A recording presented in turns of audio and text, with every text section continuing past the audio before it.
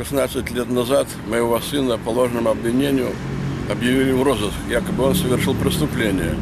На самом деле, потом все это выяснилось, и на протяжении 10 лет нас, мою семью терроризировали, что вот где ваш сын преступник скрывается.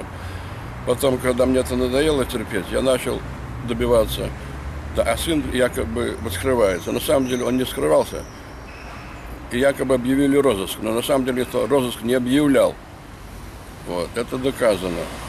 Розыск не объявляли, но терроризировали, где ваш сын преступник. Наконец разобрались. Сказали, что и вашего сына оговорили, что он невиновен.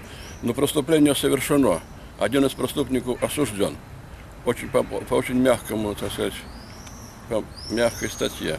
Непонятно, почему так произошло. Настоящие преступники скрываются, и их не найдут никак.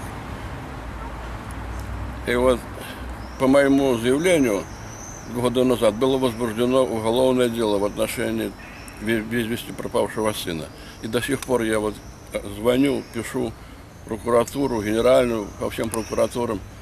Ответа мне не дают, кто совершил преступление в 1988 году. До сих пор не говорят.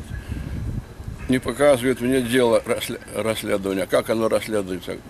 И несмотря на то, что по моему заявлению возбудили уголовное дело в отношении без вести исчезнувшего сына, меня не признают потерпевшим. Говорят так: найдем труп, тогда будете потерпевшим. А пока не нашли, значит, вы не потерпевшие. Значит, я не пострадал от этого беспредела, от прокурорского, от ментовского, что столько лет мы были как бы семья преступника.